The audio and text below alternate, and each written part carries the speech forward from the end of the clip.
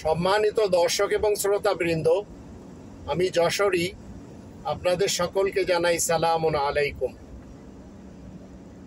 অন্যের উপর অন্যায় বা অবিচার করতে যেয়ে কখনো নিজের বা নিজেদের পতন এবং ধ্বংস ডেকে আনবেন না। তাই আমাদের দেশে যারা বন্দুকধারী রয়েছেন, আপনারা অন্তত একটু চিন্তা করবেন যাদের বুকে আপনারা গুলি চালাচ্ছেন এরা গুলি খাওয়ার উপযুক্ত কিনা। আপদ বিপদ এবং দুর্যোগ বিশৃঙ্খলার আক্রান্ত হওয়ার অন্যতম একটি কারণ হলো অপরাধ জগতের সাথে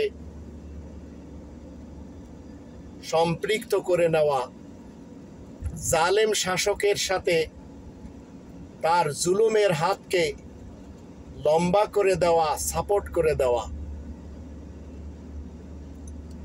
আল্লাহ আপনাদের কাউকে অনুমতি দেননি যে আপনারা দেশের মানুষের বুকে গুলি চালাবেন। আপনারা চালাতেই পারেন না। আপনাদের হাতে আজ পিস্তল রয়েছে, বন্দুক রয়েছে, গুলি রয়েছে।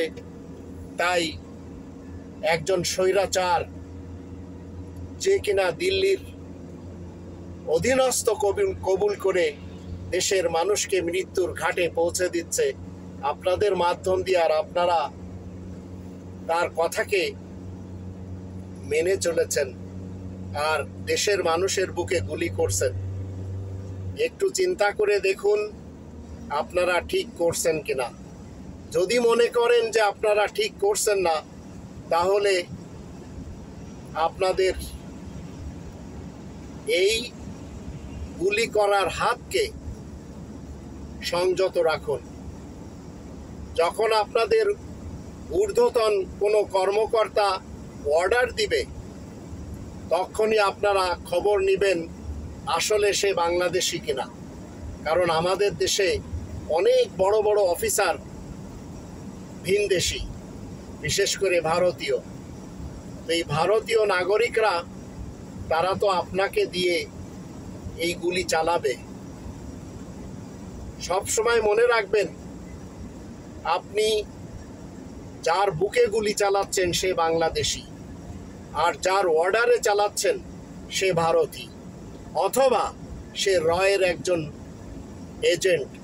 যেমন আমাদের দেশে অনেক দুমুখ সাপ রয়েছে, অনেক দুমুখ মুনাফেক রয়েছে, যারা নিজ দেশে খায় আর ভিন দেশের গুণ গায়। সেটি আপনাদের বুঝতে বাকি নেই।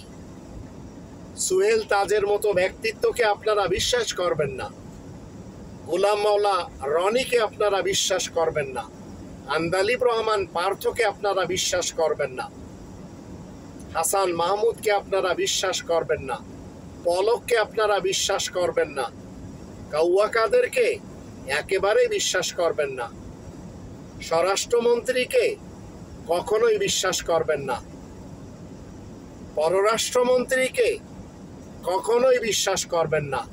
কারণ আপনারা দেখেছেন এর পূর্বে সেই পররাষ্ট্রমন্ত্রী কি বলেছিল, ভারতের বিজয় আমাদের বিজয়, আমাদের উন্নয়ন ভারতের উন্নয়ন। আবার কেউ বলেছে ভারতের সাথে আমাদের সম্পর্ক স্বামী স্ত্রীর। আবার কেউ বলেছে ভারতের সাথে আমাদের বন্ধুত্বের সম্পর্ক। তো মনে রাখবেন,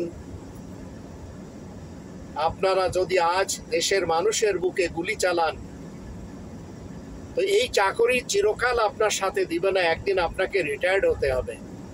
তখন আপনি এলাকাতে যেতে পারবেন না, মানুষকে বলতে পারবেন না যে আপনি সরকারের একজন বন্দুকধারী কর্মকর্তা কর্মচারী ছিলেন। আর আপনি এই খুনিদের সাথে যদি দেন, পরকালে এই খুনিদের সাথে উঠতে হবে। এটাকে বলা হয় সুন্নাতুল্লাহ। তাই আসুন আমরা সবাই মিলে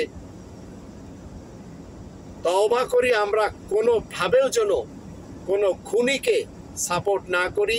সে হোক দেশের প্রধান, সে হোক আমাদের উপরের কোনো কর্মকর্তা কর্মচারী, কাউকে যেন আমরা সাপোর্ট না করি, যারা মানুষ খুন করতে চায়, যারা মানুষ গুম করতে চায়, যারা মানুষকে হত্যা করতে চায়, যারা মানুষের বাকশক্তিকে রুদ্ধ করে দিতে চায়, যারা মানুষের অধিকার হরণ করতে চায়, যারা মানুষের সাথে অবিচার এবং কুবিচার করতে চায়, এদের সকলের বিরুদ্ধে আসুন আমরা সংগ্রামী ছাত্র জনতা, যারা শিক্ষার্থী ভাই বোন, এরা যে খেপেছে, এদের সাথে দেই।